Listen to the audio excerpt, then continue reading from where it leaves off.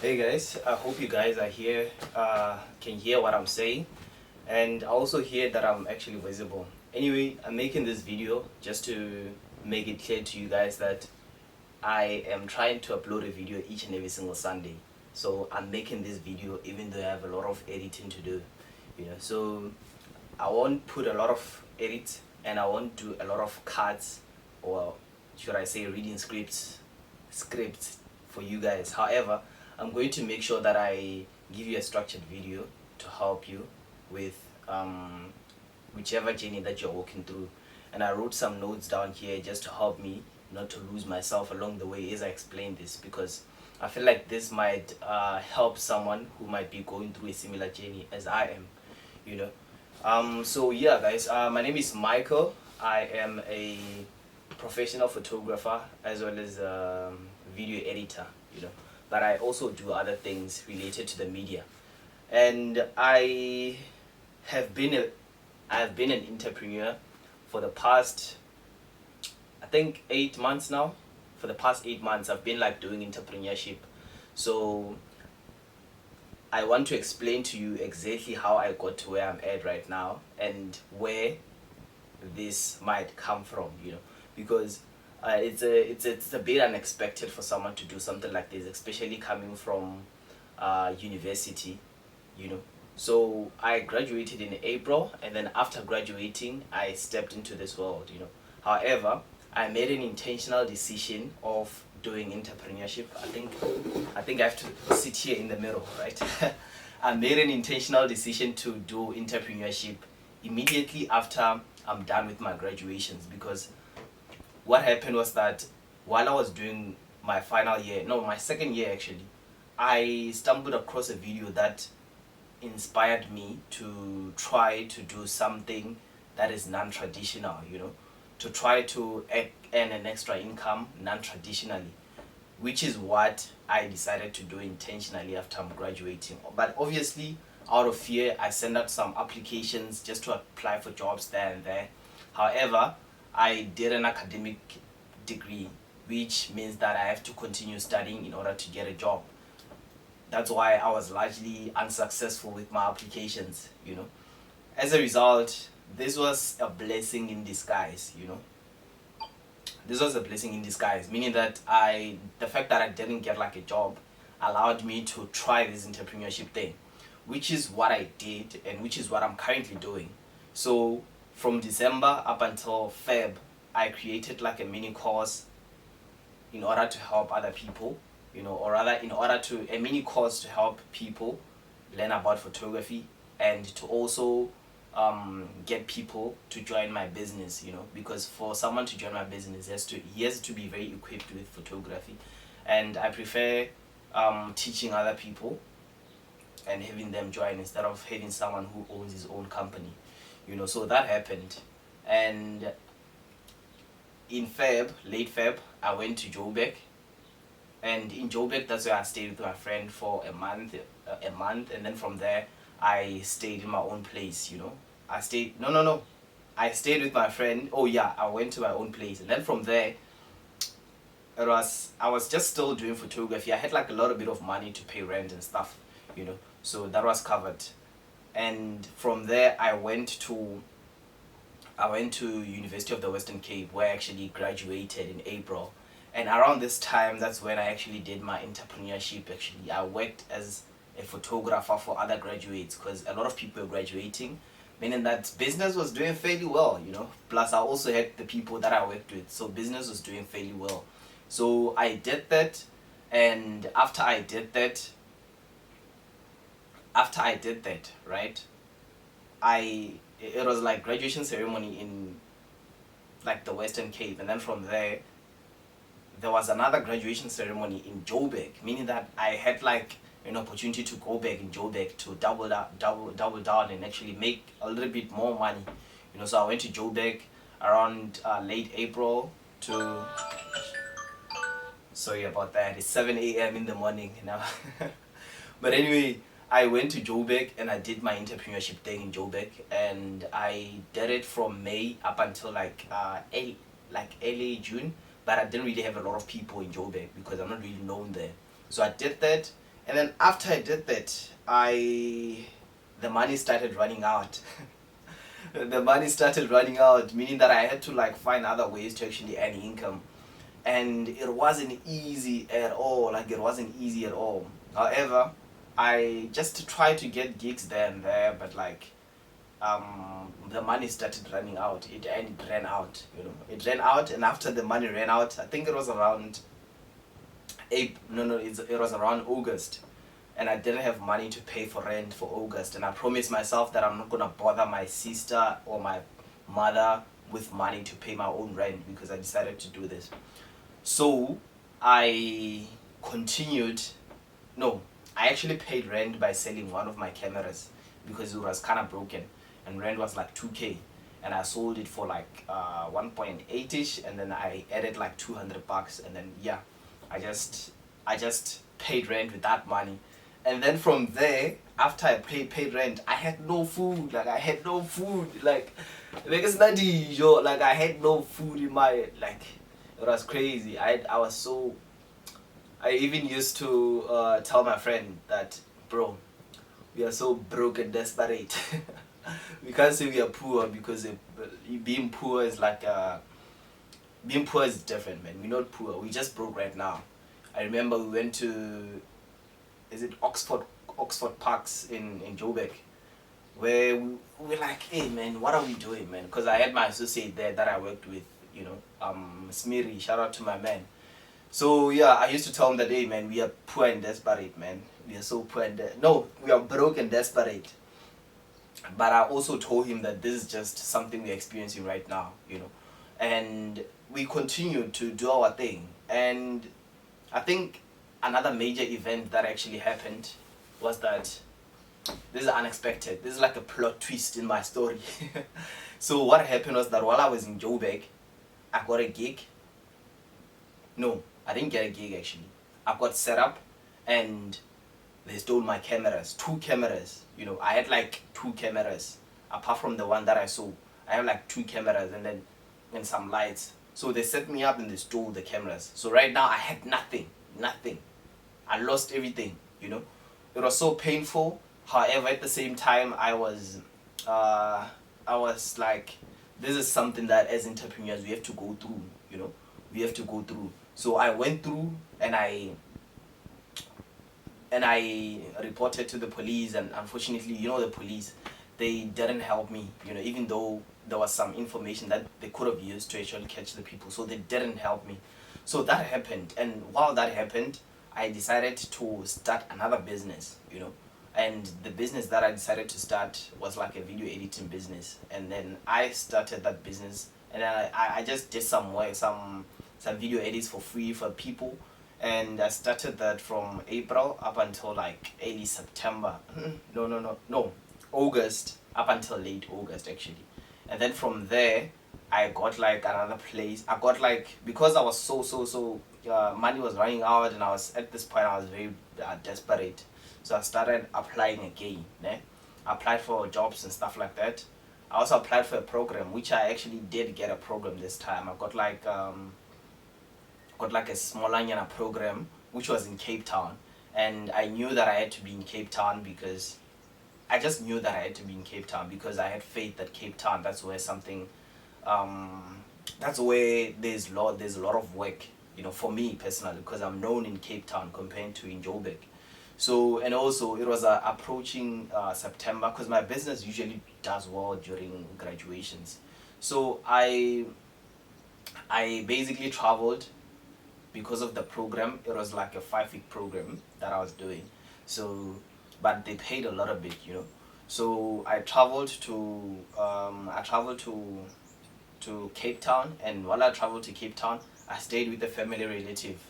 I actually knew this family relative because on that spot, when I was there, kind of looking for a place. So I stayed with my family relative. Is my that's my uncle. That guy, like, he's incredible guy, like an incredible guy. So I met him, and then I stayed with him for like the whole of September.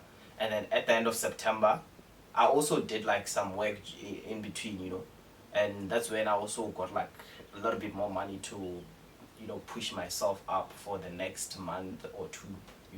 So I stayed there. I wasn't paying rent. That was great. And I stayed there, and then after that, how can I put it? I moved to my own place because I just felt like I can't always stay with my uncle. I just have to move to my own place. So I moved to my own place in Peru, right? And the rent was crazy. Like the rent was like 4K, but it is what it is. I mean, I have to up myself and just. That's me saying this. For now, the rent is crazy, but I know as going forward, it won't be as crazy as it is right now. So from there, I stayed in Peru for like a month, and since the rent was crazy, I moved to the place that I'm here at right now. As I'm recording this, I'm at this place here, and it's a very new place, a decent place, and it's also affordable. That's one thing I like about this place. So I'm here, right? I'm here. So that is my whole story right now, so far, of this whole year. I decided not to go home, and I'm still here, and I'm not gonna go home. This is like today, what's the day today? Like the 9th of November. I'm going to be here. I'm going to go home around the 20th, because I still believe that I can still make something happen here. So yeah, I'm currently here in Peru. Sorry, the place is in Brooklyn. So I'm here in Brooklyn doing my thing, and something that happened very interesting, I just have to add this as I'm actually explaining to you guys. Happened recently is that I actually, it's kind of interesting. I'm not sure if I should put this video, but like, okay, it is interesting. I might as well mention it right now. I actually met this other guy. I'm not gonna mention his name, but like this guy is a this guy is a millionaire basically. He's a millionaire based on what he says online, but like the guy makes a lot of money, and he put out a post, right, saying that he's looking for video editors.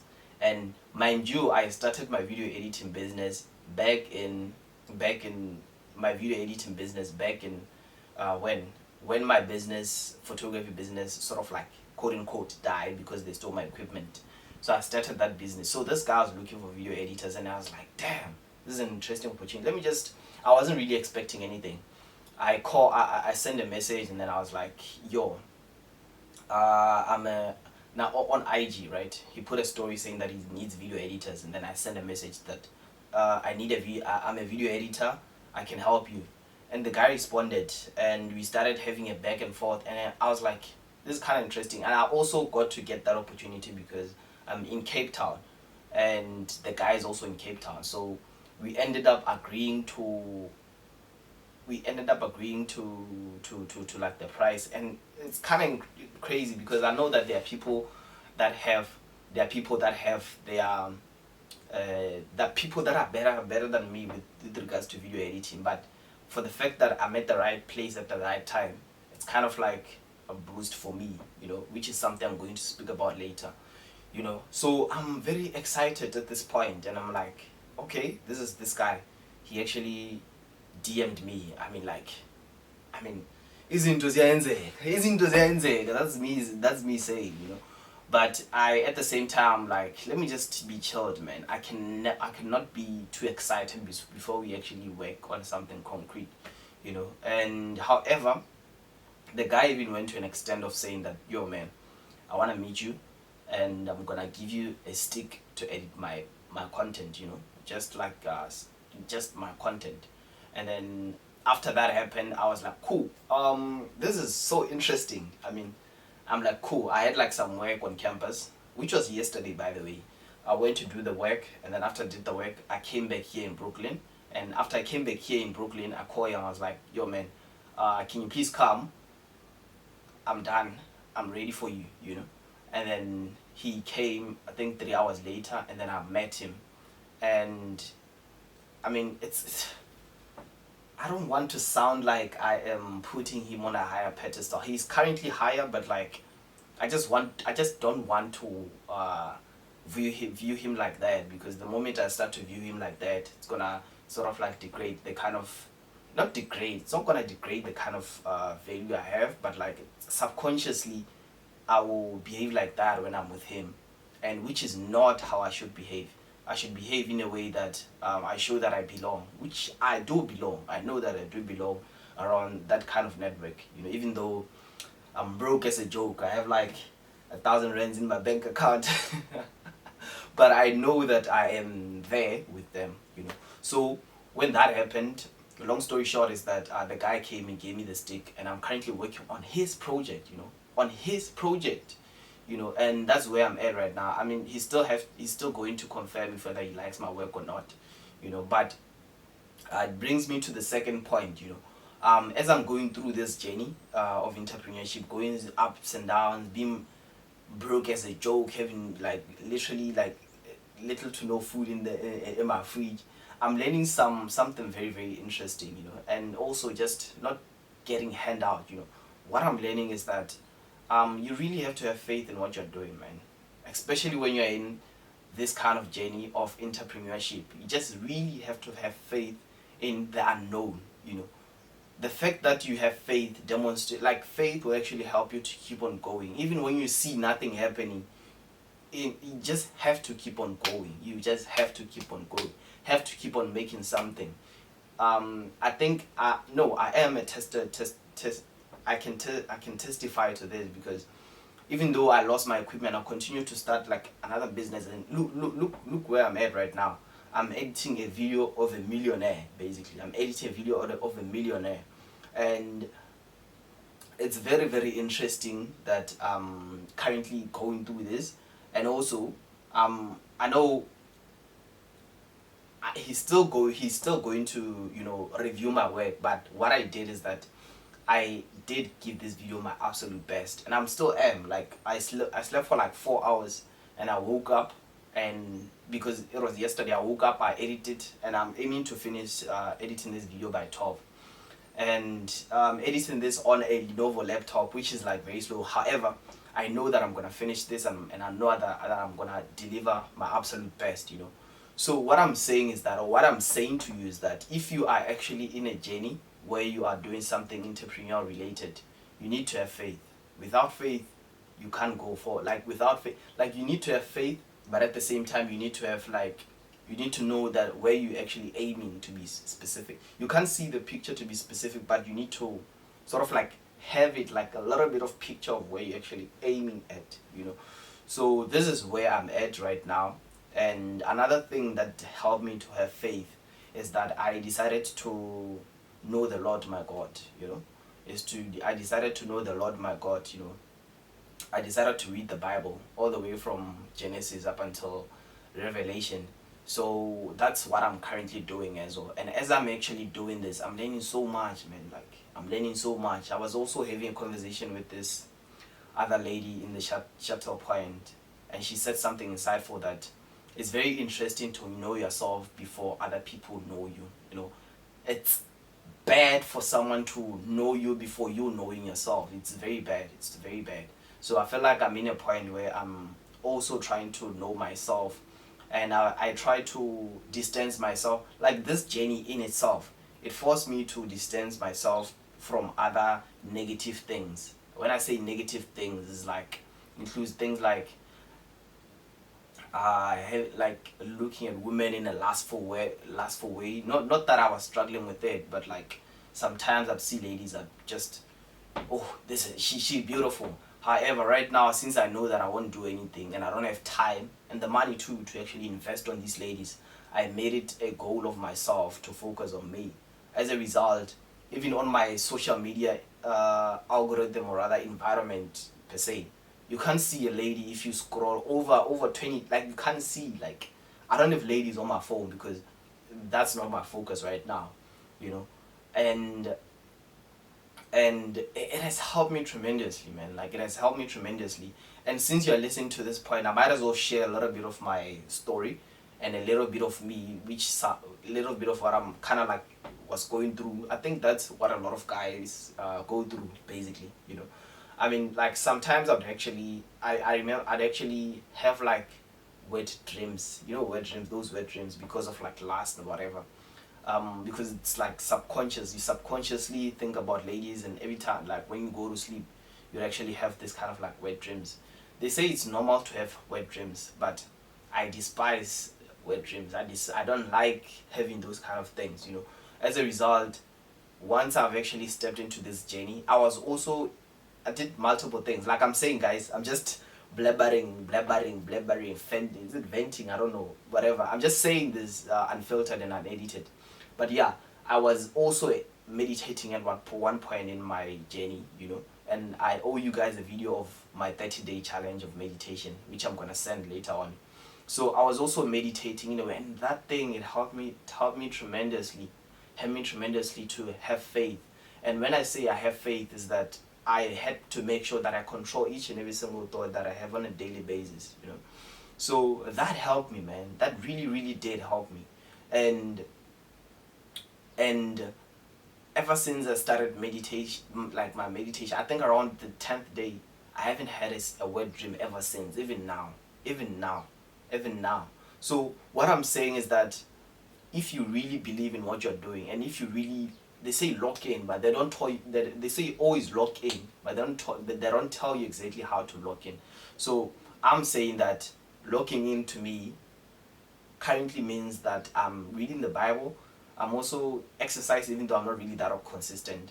And I'm also, it's reading Bible, exercising, and meditating, you know. That to me is like something that's currently helping me to lock in and help me to avoid all these different things. I've stopped having wet dreams, and I never been this happy, man. I've never really been this happy. And I'm gonna sort of like end this by saying that whatever you're going through, it's like challenges are inevitable, you know. Challenges that you're going to encounter are inevitable. They are going to happen. So what you need to do is that you have to have faith in what you're doing, and have faith that things are going to happen in the near future, you know. Faith that things are going to happen in the near future.